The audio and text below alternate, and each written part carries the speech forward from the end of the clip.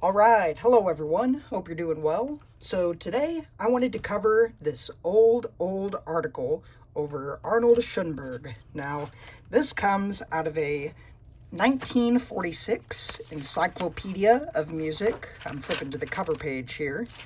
Here it is, the International Encyclopedia of Music and Musicians, edited by Oscar Thompson.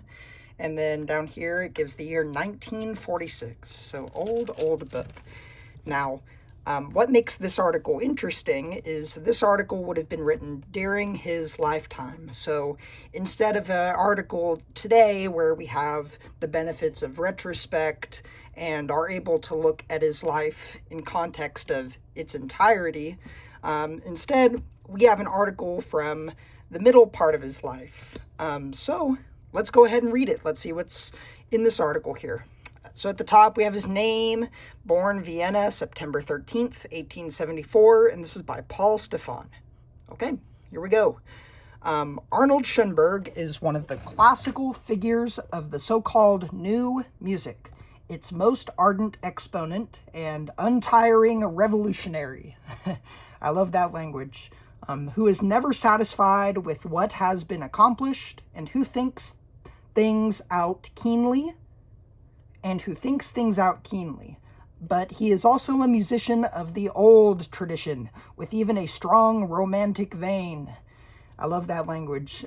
He had to chart a new course in his art in obedience to an inner urge, and not because he could not have written in the traditional style of his times, like so many others. Schoenberg never was, quote, converted, since he never aspired to classicism, as was the case with other bold innovators. And yet he always maintained that he had continued the line of classical music, and of the Austrian classicists in particular.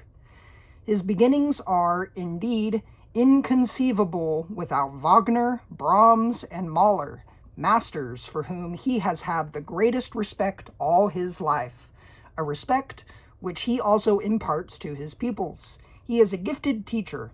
He has repeatedly expounded his pedagogical discoveries and principles in various courses and schools, and he has set them down in writing in several important treatises and in textbooks.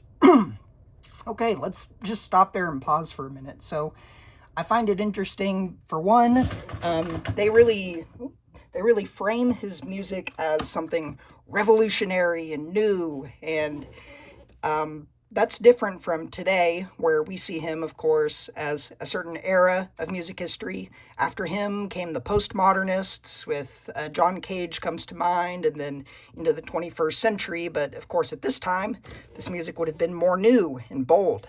Another thing, I noticed there is no mention right off the bat about atonality.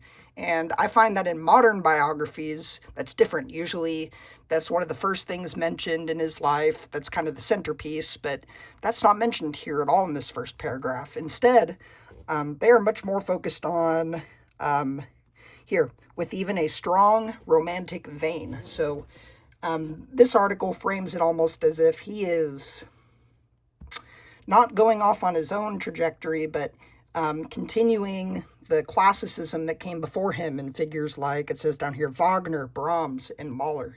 So very different interpretations from what we have today.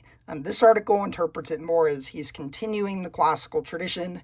At least the interpretation I learned in college, however, was more, I don't want to say ivory tower music, but I certainly heard that term floating around more than once when I was in school. So very different framing.